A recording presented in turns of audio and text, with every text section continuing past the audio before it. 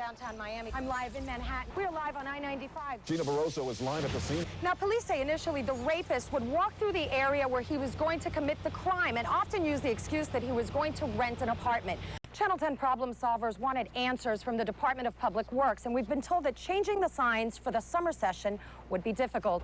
Now, Lamoy Anderson only needs to come up with 10% of that amount, which is $7,500, to get out of jail. Her husband is expected in court tomorrow, and he will also ask for a bond reduction. Now, keep in mind, baby Woya was 6 months old when she died. She weighed little less than 7 pounds. If convicted, both her parents could be facing 30 years behind bars. Well, I have to tell you that wearing warm clothing doesn't hurt either. And here at Segafredo on Lincoln Road, they've set up these mushroom heaters, and I have to tell you that they definitely do help. But also having a nice cup of hot cocoa doesn't hurt. We are live on Lincoln Road. I'm Gina Barroso for Channel 10 News. And we heard from one of these witnesses who happens to be the victim's brother-in-law. Juan Rodriguez actually struggled with the man and was even bitten before he got away. When I came out and he saw me, he let her go and started running like toward the street. But I jumped on him and I grabbed him from the back. Rodriguez says the suspect only spoke in Spanish and kept saying it was her fault over and over and over again. He also said that during the struggle, it didn't even cross his mind that this might be the Miami serial rapist. It wasn't until he gave his description and then matched it up against the original sketch that he was convinced this is the same man. We will, of course, have more for you tonight at 11. For now, we are live at Miami Police Department. Gina Barroso, Channel 10 News. The security problem was brought to our attention by concerned parents at the school, where 4 doors remain open all day. 2 face a busy intersection on Northeast 125th Street. We have numerous pedophiles that live in the community.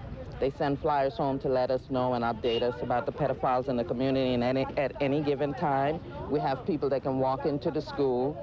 We went inside, outside, upstairs, downstairs, near these portable classrooms with children just feet away, and were never asked to leave. Getting to the 2nd floor wasn't a problem. I walked through the dimly lit stairway and no one saw me. There's a lot of crazy people out there, so you need to take, you can't take any chances, because once they get in there, they can snatch any child. This is the assistant principal speaking with a parent. She sees me going into the bathroom. I come out, pause, and look in her direction. Finally, my presence sparks some curiosity. I am asked if I need help. So when you drop off your son in the morning and you leave, you don't really walk away thinking that he's all that safe? No, I don't. I don't feel 100% sure that he's safe during school hours. Last July, the PTA was informed in writing by the principal that the school was placing 1 security guard at the main entrance. 1 guard to protect 1,400 children isn't enough, say parents. So what do you want to see happen? Better service and better protection for the children. In what way? Tell me exactly. As far as locking the gates in the afternoon, they'll make you come through 1 gate to come in and out to sign in. While visiting Principal Marianne Alonzo's office to request an interview, the security guard asked me and my photographer to leave. I'm just curious that it took you 5 minutes to come and ask us to leave now, and I was here for half an hour, and you didn't even spot me. I walked right by your people several times. Hours later, the principal agreed to meet with us. Alonzo is aware that there's a problem, but closing the old-fashioned iron gates would be a fire hazard. I don't have the funding to be able to secure 4 doors within a school that are only inside access or outside access. I think that's a wonderful concept. She's still waiting on the 6-foot perimeter fence they requested. Okay. We have never had an incident that has created a safety concern, harm to a student, or anything like that by an outside intruder. PTA President Eve Rose Silva says she doesn't think that's true. Last Friday, there's a little girl I saw run away. Then there's a guy who come out of the bathroom, girls. The girls' bathroom, a man? Yes, a man. The Channel 10 problem solvers want to make W.J. Bryan Elementary a safer school. And we're hoping this story sends a message to the proper authorities so that they'll beef up security. In North Miami Beach, Gina Barroso with the Channel 10 problem solvers. It hasn't even been 1 week since our first report, and as problem solver Gina Barroso tells us, several solutions have already been put in place. Our hidden camera showed you the problems. 4 doors wide open all day and unsupervised. Only the main door was monitored. The security was so lax that I walked all over the school for almost half an hour and no one stopped me. That was then, this is now. This morning, parents and students arrived to find a security guard at almost every door. The gate right there, anybody could take me, you know? So this is good news. Great, yeah. They did the best thing they could do in the world. I thank Channel 10 for their interest. It's wonderful when the media and the school system can work together collaboratively to make things better for students. The security upgrade will have 3 phases, beginning with a security survey by school police in the next 24 hours. Recommendations as simple as how to redeploy personnel to provide maximum security for the students. As simple as it might seem, just changing a door in a school, especially a public school, is a complicated process. First, you need a design. That design needs to go up for review, in this case several times because of the fire code regulations and the historical aspect. It's then put out to bid, and what does that all mean? It takes a long time. And we've been given an estimated time of installation for August, which in school time, that is relatively fast, and we will of course keep you posted. We are live in North Miami. Gina Barroso with the Channel 10 Problem Solvers.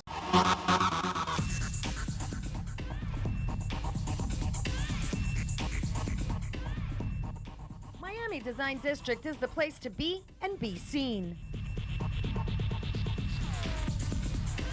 Of all the places in the world, Britney Spears chose the Moore Building as the site for her new video. This is a really beautiful building. It's where Britney Spears just did her new music video, and also Cirque du Soleil just did their opening party. Craig Robbins is no paparazzi. He's a real estate mogul and the man behind the revitalization of the Design District. We started in 1994, which is typical of the way that we work in our business. We'll make a small commitment to an area, see how it goes, and then expand. 10 years later, Robbins owns and has developed 34 buildings. The seed that he planted has now shown fruit. Now the Design District is becoming a neighborhood. With all of this happening, the neighborhood is transforming, and a lot of people decided to do really cool condo projects here, including some nice loft projects.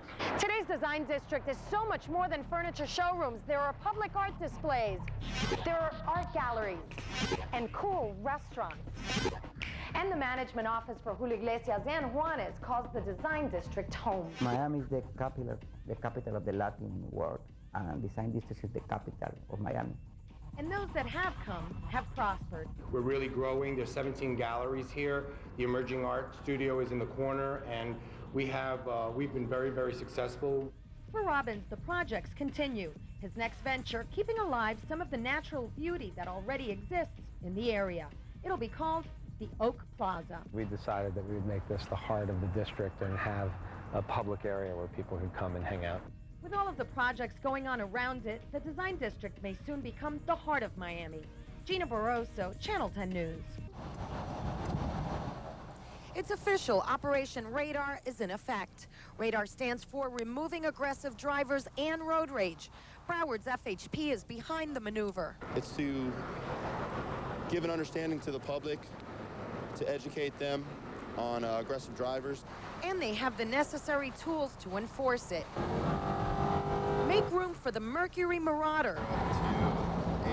This new undercover machine, equipped with radar front and back, has the ability to sneak up on reckless drivers that think they're in control. He was speeding. The pace clock from my speedometer showed at 100 miles an hour. He started cutting traffic off. 82-year-old Herbert Portnoy learned his lesson. Being late for dinner isn't a good excuse. These guys are 100% right. I didn't realize I was going that fast. And we saw it time and time again. Drivers going over 100 miles per hour on I-75 and on I-95. We followed this woman while she broke the law over and over again. We're riding along with the FHP today. I'd rather not, thanks. And we'd rather you didn't break the law. So what is aggressive driving? Well, it's driving 15 miles over the speed limit, but it also includes improper passing and following too closely. Basically anything that can cause harm to someone else. This program is mainly to reduce fatalities, injuries, and property damage. And they are working. Very much so. And well, proof that it's working is a state report that's out today shows that during the Christmas holiday, a total of 10 people died in car-related accidents in the whole state of Florida. And during New Year's, 15 people died.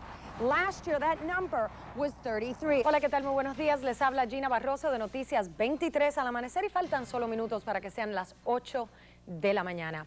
Y alerta porque las propiedades privadas o comerciales de las áreas no incorporadas de Miami-Dade y con alarmas contra robos estarán expuestas a multas. Y un auxiliar de vuelo está presentando una demanda contra las compañías tabacaleras por supuestamente provocarle enfermedades pulmonares. Ella alega que sufrió los males por haber pasado toda una vida trabajando en los aviones y respirando el humo de los cigarrillos de los pasajeros. Y yo soy Gina Barroso, hoy es lunes 26 de marzo del 2001 y ahora son las 6 de la mañana. ¿A qué hora te acostaste viendo los Oscars? Así es, se ve que la están pasando muy bien. Muchísimas gracias, Sandra y Mario Andrés, y buenas tardes a ustedes. Y comenzamos las noticias con el controversial plan del nuevo hogar de los Florida Marlins.